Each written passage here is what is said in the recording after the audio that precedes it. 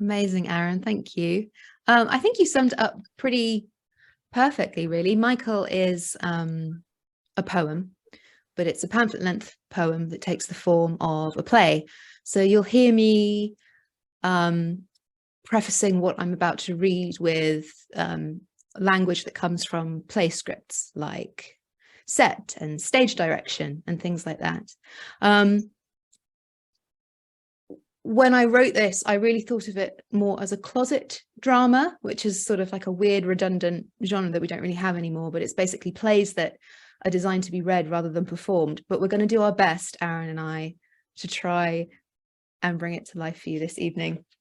Let me get my timer on so I don't overrun. Okay, let's just go for it and see how it goes. The whole book was an experiment, and this reading is going to continue that spirit of experimentation. So thank you all for being here, and to Aaron and the team for publishing it. Thank you. Set. A small town in northern England. The town used to be a village, but is now a place where people who don't want to live in the city, but still work in the city, buy new build homes.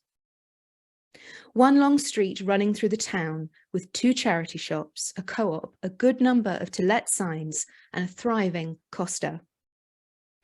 Little cobbled streets running off the long road down the hill into a valley with a stream splashing through it.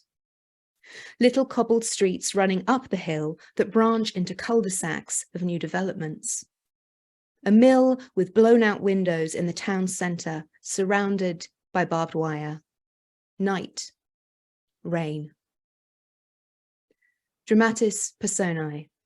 The townspeople, mostly asleep with rain pattering on their windows. The chorus. 8 voices who haunt the town and move like water. Michael, an old man asleep on the moor above the town. Act 1, Scene 1, Night. Stage direction. Lights up on the town already on stage, holding its breath. Townspeople asleep in their beds, etc. Chorus enter like fog climbing from manholes. Voices together. We are a chorus that moves like water. Daytimes we drizzle over playgrounds and down the common. We get into hills, we soak through the ground, drain through water table, coming up again in butler sinks and toilet bowls. At night, we drip through holes in human dreams, tune through sleeping heads, like a radio through stations. In stone houses and the council flats, we seep like water, watching dreams play out across closed lids. And why watch? What else is there to do? There's literally nothing else to do but dribble through the clean dreams of a vicar in his bed, or condense on long walls in rooms above the sandwich factory, where men sleep 2 to a pillow, dreaming Romanian dreams. We watch, and that's all you need to know. And who is this asleep above the town? In a tent of wet nylon, where moor meets farmland. Their mind is quiet inside their skull, like the layer of cold water at the bottom of a pond. What washes up on the shoreline of his dreams? If you can call it a shoreline, call it an edge then. Yes, call it reeds. A name. What name? Michael. Anything else? A sister, a daughter, a kingdom, Coke tins, crisp packets. Voice 4, channeling Michael now. You know where you are with a mountain. Voice 1, what's that? Voice 4, all things can be measured, maintained. Voice 5, shh, listen. Voice 4, the trick to raising a girl is. Voice 5, tell us, Michael. Voice 4, to treat them the same as a boy.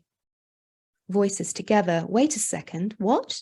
Play that bit again, spool it back to the beginning and let it play. Voice 4, channeling Michael now. Water wakes me.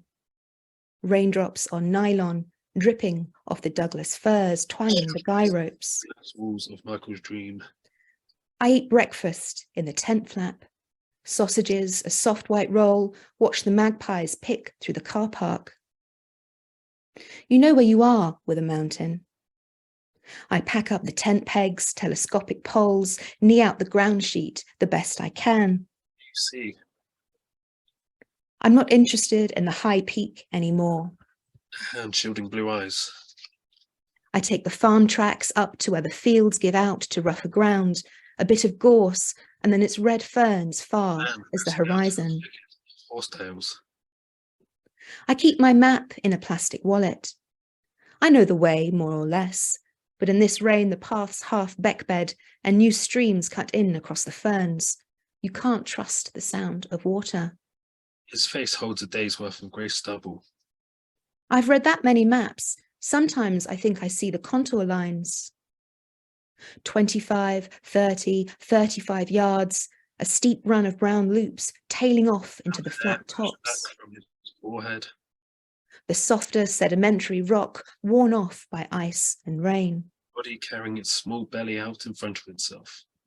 It's like reading, walking this valley.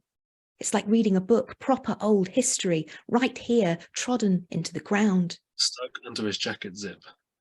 Sheep keeping the grass low on the midden pits and earthworks, ironstone wearing through the soil, and the magnetism keeping it all together. He presses out of a divot that marks the tree line. That's the only thing that will save you in zero visibility. When the clouds come in, which they do, and the world is my hood, hands and gortex sleeve, I take out my compass and go waypoint to waypoint.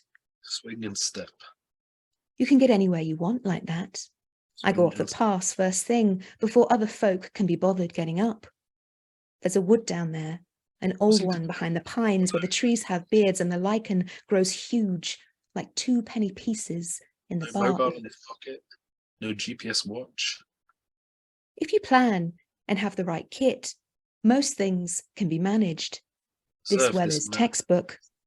It's no freak storm, no bad luck, no iPhone that told you one thing and now here's another. It's just higher pressure on the hills, warm air forced up the valley to make those huge black-bottomed cumulo-nimbi. Words that line his dreams. That silver crack, that sunlight behind the rain. I can practically see the isobars. Look, there it is, coming up the slope. An enormous invisible bouncing my breath back to me, smeared and small, reduced to rain. Like cool and harden in the damp. Voices together. What is inside this tunnel of language? Tap it. Listen to where the hollows are under the surface of words that this man fixes over his life as he walks. Under his thin cotton base layer and the skin that laps like a seabed where his muscles used to be. Look at the hot core of body he carries up and out of this valley, wrapped in skin and gortex. His buttocks and arms shrunk around the globe of his belly with its coil of organs. Put your face up to the glass walls of his dreams. Watch it convulse. Watch the pocket of empty air this man has just walked through. The wet grass that holds imprints of his boots, just for a moment, before they release back into pure grey dream. Stage direction. Lights down on the town. Chorus depart like rain. Okay, I think we'll leave it there. Thank you.